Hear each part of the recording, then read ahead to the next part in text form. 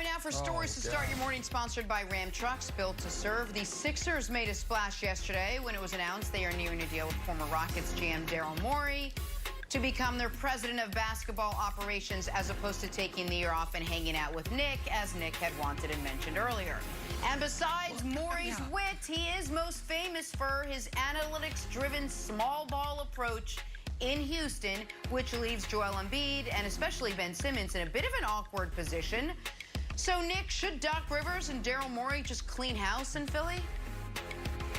No, they shouldn't clean house, but I have to address what you said. Y'all are laughing.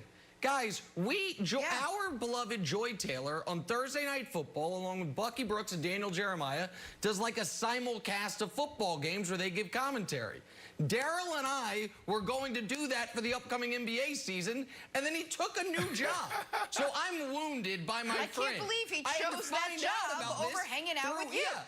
I thought he was going to take a year off. There's no way you unwind. What? There's no way you convinced him to do a show with you on Twitch. There's no way. Okay, 1,000%. It was all but done, and then all of a sudden, the dude who owns Fanatics comes in with his big money writing checks, and I'm out in the cold. So, okay, set me aside. This would have been What good. will this mean for Philly? Yes. There was a lot of commentary right when this happened, showing Ben Simmons' shot chart, talking about Joel Embiid, small ball. Guys, Daryl Morey is not married to small ball. Daryl Morey is married to looking at the best player or players on the roster and say, how can I build a team around that guy or those guys that that use their talents to the best of their abilities. So the reason the Rockets played the way they played was not because of Daryl Morey as much as it was because of James Harden's unique and specific skill set. Obviously, Simmons and Embiid are drastically different players. Where I think the Sixers are, Brandon, going to be in so much better shape than they were 2 weeks ago is they got much better at head coach, obviously, even though Doc Rivers has flaws. He's better than Brett Brown. And they got exponentially better in the front office. And where Daryl has been as good as any GM ever is finding legitimate players in the second round, undrafted, minimum contracts. And when you have a salary cap situation like Philly, that's where you're going to have to improve the team, in addition to maybe one significant trade. But I would not expect, Brandon, for them to trade Simmons or Embiid until you see what they look like for a year together under the team Daryl puts around them and under Doc Rivers' coaching. No, I agree with you. And, of course, you know this guy. You spent a lot of time with him down in Houston. You have his cell phone number. You're about to launch a Twitch show with this guy before he took this gig. So, of course, I agree with you there. But, Nick, let's go back to the bubble. Remember, Ben Simmons goes down. Embiid is now, he's the only guy. He is the only leader there in that locker room. And what did we see? We saw bad body language. We saw poor leadership. We saw him tweeting other players. And when we talked about what they needed to do moving forward, a lot of us talked about leadership. So earlier on in the show, we talked about Rondo going to the Clippers. Why not Rondo going here? Because of his style of leadership. That's what this team is missing. They have two superstar ballers, guys that's, to me, top 15. Both of those guys in the top 15 in the NBA. Why wouldn't you go get a leader like a Rondo that can galvanize this locker room? Because that's not his MO to come in and trade away good players. His MO, the last 10 years, anytime you saw a transaction in NBA, you thought it was him behind it. And his MO is, how can I acquire really good guys? So when you have Doc and you have Morey, I think it's a great combination if they bring in a solid leader. I got the to-do list for Morey. He faxed it over to me on this yellow piece of paper. Here's what they are. First thing to do, make it work. Second thing to do, move Horford. The third thing to do is talk to Doc. So the first thing on make it work. Embiid and Simmons actually do work. If we look at what Dan Devine wrote, he encapsulated it perfectly. He wrote, as popular as it's been, to insist that the gargantuan Embiid-Simmons pairing is fundamentally flawed and incapable of success in the modern NBA, the Sixers still outscored opponents by about 2 points per 100 possessions. So Morey just needs to come in and make it work. Problem number two, got to move Horford. Horford doesn't work. Tobias Harris will work, but Horford doesn't. He's got a huge contract. So he's got to make some magic there. Maybe he goes back to the Celtics for Gordon Hayward. Maybe he can ship him to Washington for John Wall. Maybe he's going to Buddy Hield. I don't think that's going to happen, but it'd be interesting. The third thing, talk to Doc, because Doc, I think, is hungry for a winning season. I think Doc and Daryl need to get on the same page on when are we measuring success. Doc just went through a year where he got superstars in a new basically a new environment for him, lost, had a disappointing season, and got fired. While he's not going to get fired, I want to make sure that their timelines, Nick, are on the same spot, because I don't think Daryl feels like he's in win-now mode, and I bet Doc does. Well, I disagree with the Daryl point. I think Daryl believes they're going to try to win a title this year, make the finals this year. Okay. But I don't think Daryl looks at it as a one-year time horizon. But I don't think Doc does either. I don't think Doc took this job as I'm going to coach for 3 years and be out. And the Sixers do have all their picks and a surplus of second-rounders, so they'll be able to make moves. But I just want to build on your Simmons and Embiid point and then add something to it. Their first year together, their on-court numbers were outstanding. Last year, not this past year, so I guess the year before last, they were in a Game 7, a tie game against the Raptors, who went on to win the title. The idea that it can't work, that it's just fundamentally flawed, history belies that. And with Doc being the coach and Daryl finding the supporting pieces, even if the offense becomes a work in progress, what will happen, I guarantee it, if Philadelphia is healthy, they will be the defensive team next year they were supposed to be this past year. Ben Simmons is an all-NBA caliber defender, arguably a defensive player of the year caliber defender.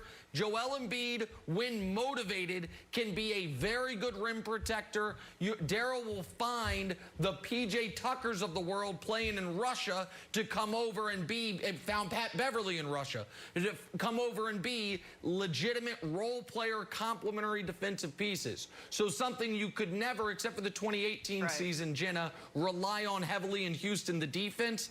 That will be Philly's foundational part with Doc and Daryl running the show, and they're built out from there. Maybe they were just a head coach away from seeing Simmons and Embiid work, so we'll have to see. All right, let's take a turn. Talk some Cleveland Browns this morning. This team's sitting at 5-2, but also sitting in third place in the AFC North, and now without their star receiver, Odell Beckham Jr., after he tore his ACL. Jarvis Landry, his fellow wide receiver and friend, was asked if it's at all possible that this Browns team's offense could be better without Odell, and his response was an emphatic not true at all. But Jarvis, looking at the numbers, there quite possibly could be a case to be made. Case in point, this past Sunday, what Baker was able to do after Odell left. Brandon, is Jarvis being a good friend, or is there a hint of truth to his statement here? It's both. It's both. I mean, look, let's be honest here. Odell Beckham Jr. is a once-in-a-lifetime talent. In the right situation, he could easily be the best wide receiver in the game. And if he was able to do that back to back to back, he could be in the conversation as one of the greatest wide receivers ever. But this was not a good fit. Sometimes when you're a dominant wide receiver, and I said this all week, and I said it earlier in the show, but it's not going to change around this conversation of the Cleveland Browns and Odell and Baker Mayfield. Dominant wide receiver puts pressure on the play caller and also the quarterback. Just look at Baker's numbers. Numbers don't lie. When Baker is throwing to other guys, Higgins, for example, he's 10 for 11 in the last three games, 2 touchdowns. There isn't any inefficiencies thrown to Jarvis Landry. They're on the same page. I know it's not Odell's fault. It's not even the offensive coordinator, play caller, Stefanski's fault. It's how do we get this guy with Baker, who is a little challenged, throwing the ball. How do we get these guys on the same page? They haven't been able to figure that out. So for that reason, I do believe the Cleveland Browns will be better because it's going to take pressure off of Baker Mayfield. All right, well, so this is incredibly frustrating for me, not only because Odell's my pal, but because no matter what happens in this Browns game on Sunday, Monday morning, one of my two cohorts, either Jenna Silky Johnson Wolf or Brandon Buck Nasty Marshall from the Player Haters Ball is going to be able to come on here and just crush one of these guys. If the Browns win, Jenna's going to be able to come on and be, see, told you Odell and all his silly antics were the problem. And if the Browns lose, Brandon's going to be able to come on here and say, see, told you Baker stinks. That's why you got to go to Case Keenum. So it's kind of a lose-lose for your old buddy. Win-win for us. With that said, Brandon, I got a quick question for you. How did you impact games when you didn't touch the ball? How did you impact your team's ability to run the football just by existing? And how much will that impact the Browns by not having a guy like that out there on running plays? Forget passing plays. Good question.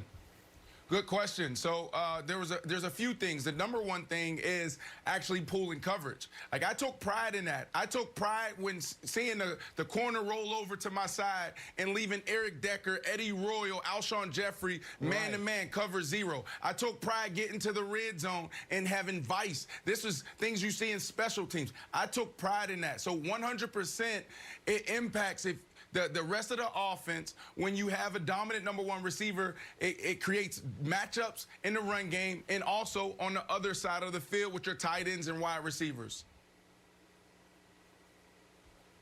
All right. Well, look, I can't tell if the Browns offense gets better. Is that an indictment on Odell or an indictment on Baker? I would argue I think it's it would be an indictment system. on That's Baker. a good question. Well, if there's a Porsche in front of my house and I can't drive it, it's not the Porsche's fault. Yeah. I can't operate something awesome. So the idea that like they're going to get better, it's Odell can't make it work. It's like, it's not Odell's fault. But it He's also about means awesome for the you Browns might want offense. to. It also means you might want to sell the Porsche, though. If you realize you can't drive it, but you can get to work without it, it might mean this offseason you sell the Porsche. Probably what's going to happen with Odell, and we will continue to talk about that. The Browns hosting the Raiders on Sunday. We'll see if Brandon and I are winners come Monday. Undisputed comes up.